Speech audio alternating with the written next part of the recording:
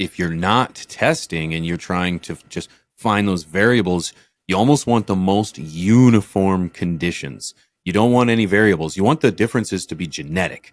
And so having a good, consistent environment after you've done your testing and you're really looking for that specific unicorn or that specific variable, keep things uniform, keep your environment consistent so that there's no swings one way or the other, and it'll give you a great idea of what you're looking for.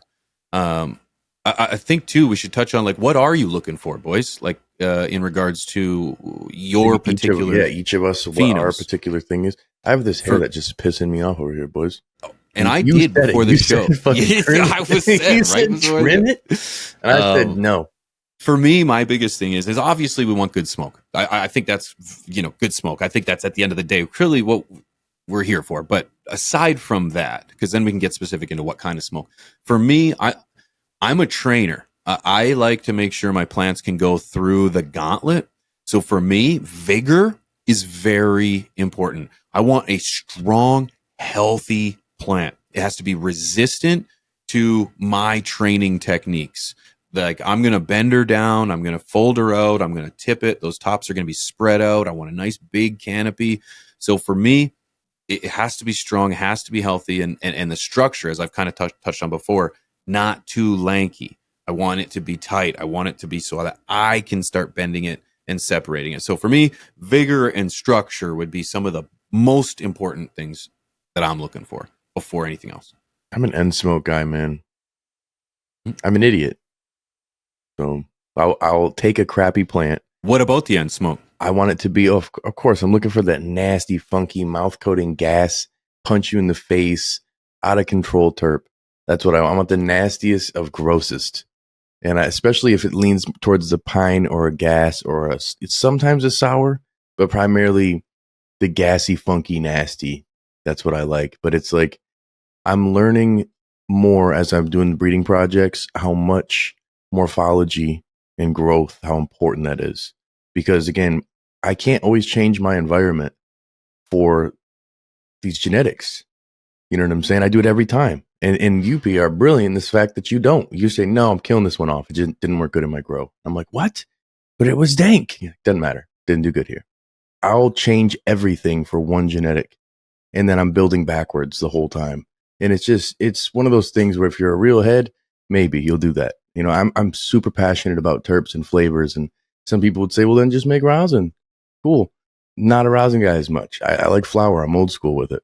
I think for what I'm looking for is more unique than what others are, but I'm learning that I got to adapt and change a little bit, because if we're releasing these genetics, they can't just be the most tough growers and the shittiest response to everybody's regular homegrown environment. So it's not like I live in the Amazon jungle or something, or in the desert. I'm in Michigan. So it's like, if I got to change a genetic or change a grow that much for one genetic, it may not be worth keeping, but damn it, I'm all about that end product. I'm a little bit of both, the vigor and how it grows. Vigor is like number one for me as well, P. And smoke, of course, is super, super important. I got to like what I'm consuming at the end of it all.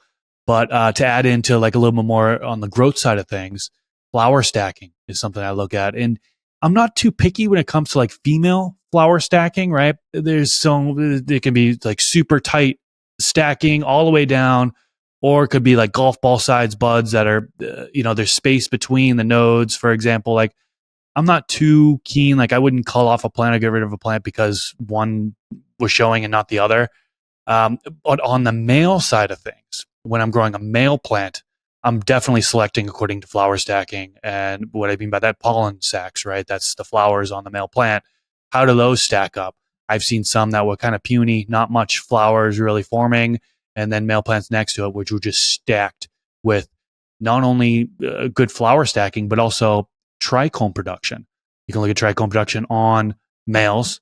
I also look at it on females as well. That's one of the big things I look at is how much trichomes are there. What's the stacking look like? Is it mostly developing early on in flowering or late in flowering? If it develops late in flowering, that's not really a bad thing either, though. So I'm not too picky on that, but that is a possibility. I've had some TLOG phenos where it's like, man, this thing does not look frosty at all. And then you get into week 5 and 6 and it just cakes on at the very end. Now there are certainly some environmental things that can impact it. Like I'm a believer that wind stress can impact the trichome production. I've seen it firsthand, so I'm going to swear by that. Anecdotal, right? You could call it bro science, but that's my experience. So I need to consider that. But yeah, flower stacking, trichome production, the aroma while it's growing as well. Like I'll do the stem rub.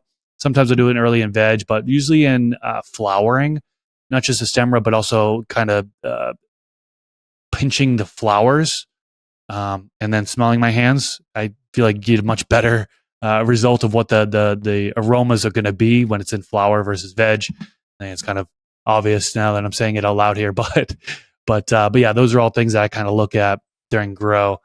And then, like I mentioned, I'm also stressing the plant sometimes. Usually it's on the second run and beyond. I'm blasting it with a lot of light. I'm doing real high heat. How does it look when it goes high heat? Am I seeing tacoing in the low 80 degree Fahrenheit? Am I seeing foxtailing happening and or not?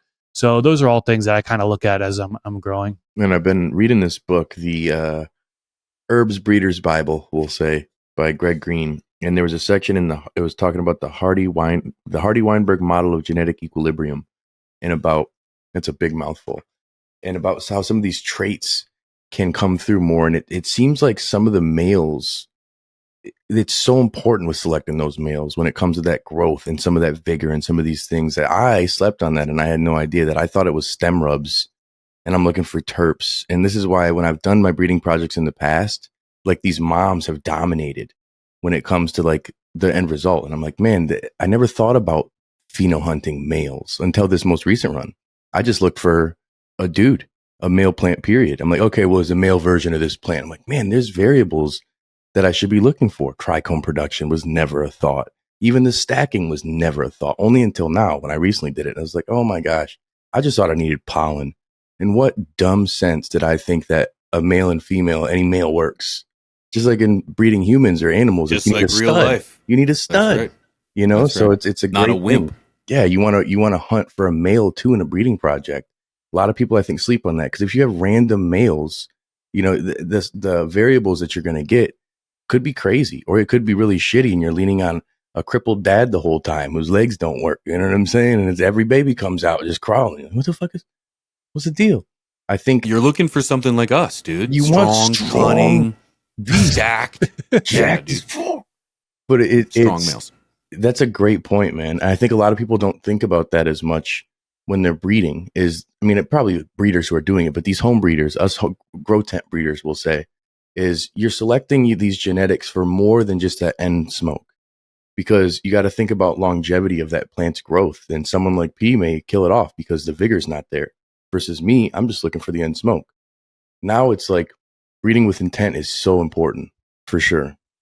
I would never bang my head against the wall for a harvest of something that came out tiny, something that came out like it. How was that frosted lemonade? It was hard. My frosted lemonade, it was great. It was okay.